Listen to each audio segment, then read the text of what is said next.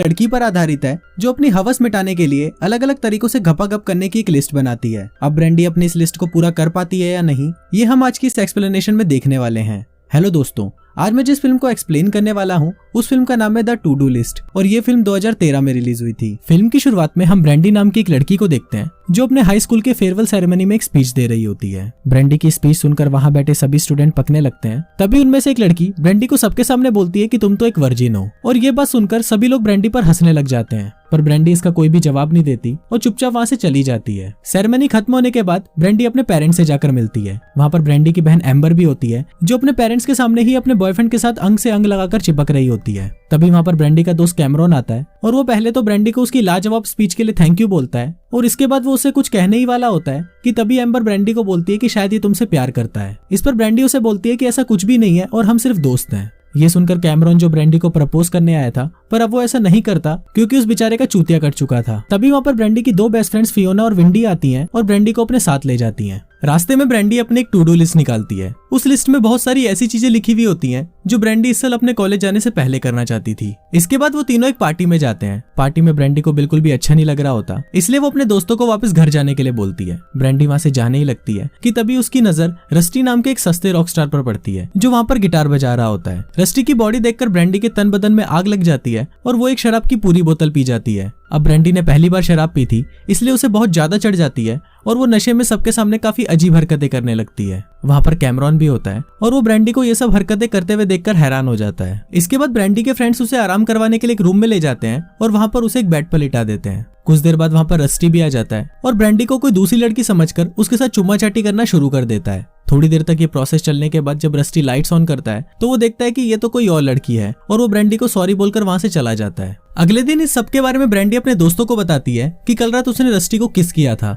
ये सुनकर विंडी बोलती है कि तू पागल हो गई है क्या, तूने रस्टी के साथ गपागप करने का मौका गवा दिया। विंडी बोलती है कि तुम्हें पता है कि रस्टी तो पुरुष ही नहीं है बल्कि महापुरुष है और अगर मैं तुम्हारी जगह होती तो कब का उसके साथ पलंग तोड़ चुकी होती। तभी ब्रेंडी भी डिसाइड करती है कि इन गर्मियों की छुट्टियों के खत्म होने से पहले वो रस्टी के साथ पलंग तोड़ संभोग करेगी। अगले दिन ब्रेंडी एक वाटर पार्क में लाइफ गार्ड की जॉब के लिए जाती है। वहां पर वो फिर से रस्टी से मिलती है जिसकी बॉडी देखकर वापस उसके तन बदन में आग लगना शुरू हो जाती है। इसके बाद ब्रेंडी पूल के मैनेजर विली के पास जाती है जो बंगाली पापा का चूरण खाकर सोया हुआ होता है। फिर ब्रेंडी उसे उठाती है और विली ब्रेंडी को पूरा पूल अकेले साफ करने के लिए बोलता है। काम खत्म करने के बाद ब्रेंडी घर पर आती है और अपनी मॉम से पूछती है कि आपने अपनी सील कब तुड़वाई थी। अब ब्रेंडी की मॉम उसे कुछ बोले उससे पहले ही उसके डैड बोलते हैं कि अपनी शादी की पहली रात को। दोस्तों, ऐसी ओपन बातें बच्चे सिर्फ बाहर के देश में ही कर सकते हैं। अगर आपने यहाँ ऐसा करने की कोशिश करी तो आपका बाप आपके पिछवाड़े पर मार मार कर उसे लाल कर देगा। इसके बाद हम ब्रेंडी के पेरेंट्स को उनके रूम में देखते हैं। यहाँ पर उसकी मॉम बोलती है कि हमें ब्रेंडी से गपागप के बारे में खुलकर बात करनी चाहिए,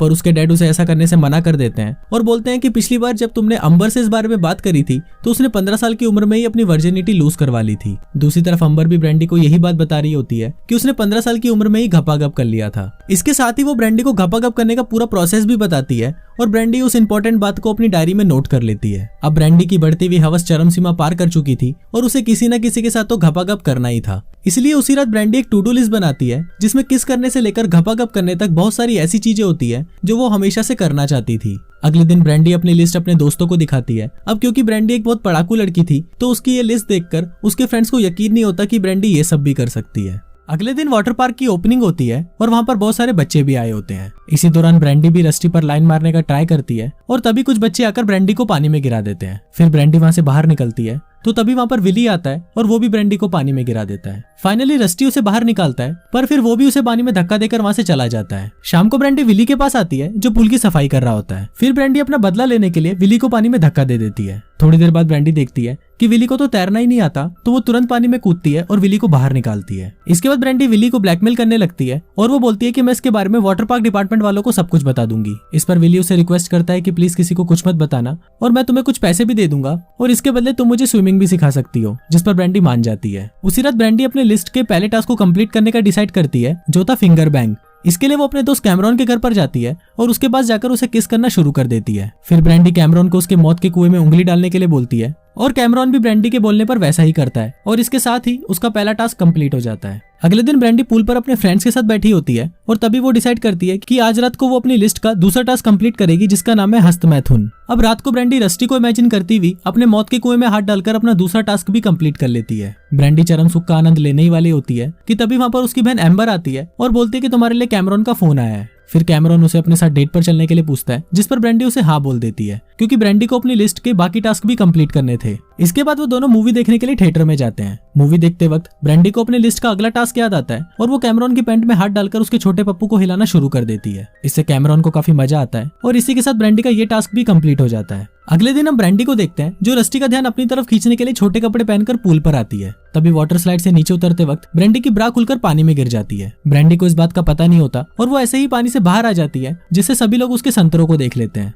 जब ब्रेंडी को इस बात का पता चलता है तो वो अपनी ब्रा लेने के लिए वापस पानी में चली जाती है। वहीं पूल के अंदर कुछ बच्चे ब्रेंडी की ब्रा के साथ खेलना शुरू कर देते हैं और अब ब्रेंडी इन सबसे परेशान होकर बिना ब्रा के ही बाहर आ जाती है। इसके बाद ब्रेंडी विली को स्विमिंग सिखा रही होती है और तभी वहां पर ब्रेंडी की बहन एम्बर उसको लेने के लिए आती है। फिर एम्बर को देखकर विली उसके साथ फ्लर्ट करने की कोशिश करता है पर एम्बर उसको इग्नोर कर देती है। अगले सीन में हम रस्टी को उसके दोस्त ब्रेंडी से बात करते हुए देखते हैं और दूसरी तरफ ब्रेंडी भी अपने दोस्तों से बात कर रही होती है। ब्रेंडी सोचती है कि शायद रस्टी उसके बारे में बात कर रहा है, इसलिए वो एक बच्चे को उसकी बातें सुनने के लिए उसके पास भेजती है। वहीं दूसरी तरफ रस्टी को भी ऐसा ही लगता है और वो भी एक बच्चे को ब्रेंडी की बातें सुनने के लिए उसके पास भेजता है। लेकिन दोनों बच्चे उनकी बातें गलत सुन लेते हैं और उन दोनों को भी गलत बताते हैं। अब जिस बच्चे को ब्रेंडी ने भेजा था वो ब्रेंडी को आकर बताता है कि रस्टी इस वीकेंड को पब में म्यूजिक बजाने वाला है, और जिस बच्चे को रस्टी ने भेजा था वो उसे बताता है कि अगर तुम पाइनएप्पल जूस पियोगे तो ब्रेंडी तुम्हारा गन्ना चूसेगी। ये सुनकर रस्टी खुश हो जाता है और वो 2 ग्लास पाइनएप्पल जूस के मंगवा लेता है। थोड़ी देर बाद कैमरॉन ब्रेंडी के पास आता है और उसे अपने साथ डेट पर चलने के लिए पूछता है। ब्रेंडी भी उसे हाँ बोल देती है और यहाँ हम व्यूअर्स को पता चलता है कि साला कैमरॉन अब ब्रेंडी से हाथ गाड़ी नहीं बल्कि घोड़ा गाड़ी चलवाना चाहता है।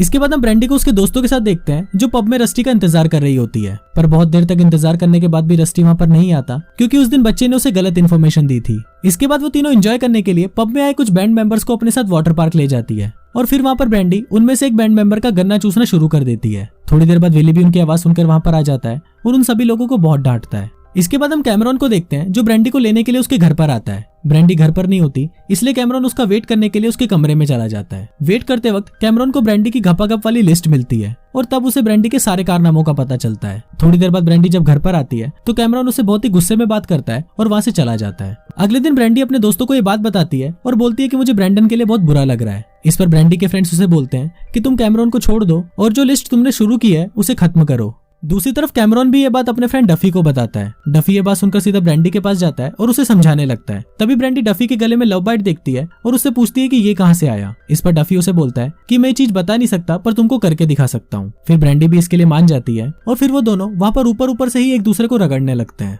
अगले दिन डफी ब्रेंडी की टू डू लिस्ट के बारे में डेरिक को बताता है और ये सुनकर डेरिक की भी घपाघप करने की इच्छा होने लगती है। इसलिए फिर वो ब्रेंडी के पास जाता है और उसे अपने घर पर इनवाइट करता है। रात को जब ब्रेंडी उसके घर पर आती है तो वहाँ पर डेरिक भी ब्रेंडी के साथ घपाघप करके चरम सुख को प्राप्त कर लेता है। अब ब्रेंडी को कैमरॉन के बारे में सोचकर बहुत बुरा लग रहा होता है, इसलिए वो कैमरॉन से बात करने के लिए उसे फोन करती है पर कैमरॉन उसका फोन नहीं उठाता। थोड़ी देर बाद ब्रेंडी के दोस्त उसके घर पर मूवी देखने के लिए आती हैं, पर तभी वेंडी की नजर ब्रेंडी की लिस्ट पर पड़ती है और वो उसमें देखती है कि ब्रेंडी ने डफी के साथ भी घपाघप किया है। अब वेंडी डफी को बहुत पसंद करती थी और उसे ब्रेंडी का उसके साथ घपाघप करना बिल्कुल भी अच्छा नहीं लगा, इसलिए वो ब्रेंडी से गुस्सा हो जाती है और वहां से चली जाती है। अगले दिन हम वाटर पार्क का सीन देखते हैं जिसे दूसरे वाटर पार्क वालों ने खराब कर दिया था। अब इसका बदला लेने के लिए रात को ब्रेंडी, रस्टी और बाकी सभी लोग दूसरे के वाटर पार्क में जाते हैं और उसे भी गंदा कर देते हैं। इस दौरान ब्रेंडी और रस्टी भी एक दूसरे के करीब आ जाते हैं और एक दूसरे को किस भी करते हैं। अगले दिन वाटर पार्क का ओनर अपने पार्क की ऐसी हालत को देखकर बहुत गुस्सा होता है और तभी वहां पर उसे ब्रेंडी की ब्रा भी मिलती है जिस पर ब्रेंडी का नाम लिखा हुआ था। इसलिए वो सीधा विली के पास जाता है और उसको बोलता है कि अगर तुमने ब्रेंडी को अभी काम से नहीं निकाला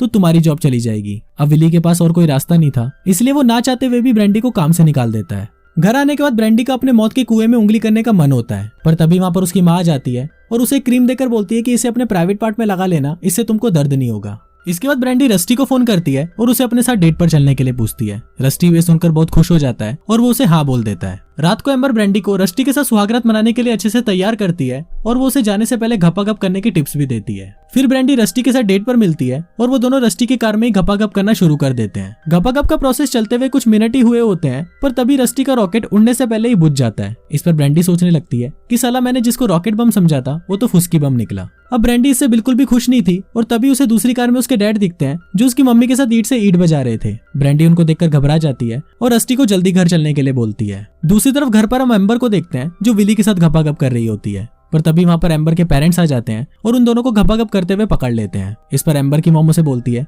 कि तुम ये सब जल्दी खत्म करो और इस लड़के को यहाँ से बाहर भेजो। फिर हम ब्रेंडी को देखते हैं जो अपनी दोस्त विंडी और फियोना के घर पर जाती है और उनसे माफी मांगती है। वो दोनों भी ब्रेंडी को माफ कर देती हैं और इसके बाद वो सब फिर से बेस्ट फ्रेंड बन जाते हैं। अब कुछ महीने बीत जाते हैं और हम ब्रेंडी को एक यूनिवर्सिटी में देखते हैं। यहाँ पर ब्रेंडी कैमरॉन से मिलती है और वो दोनों एक दूसरे को सॉरी बोलते हैं। फिर वो दोनों ब्रेंडी के रूम में जाते हैं और वहाँ पर दबा के संभोग करते हैं। अब ब्रेंडी के टू डू लिस्ट के सारे टास्क कंप्लीट हो चुके थे और कुछ इसी तरह से ये फिल्म यहीं खत्म हो जाती है।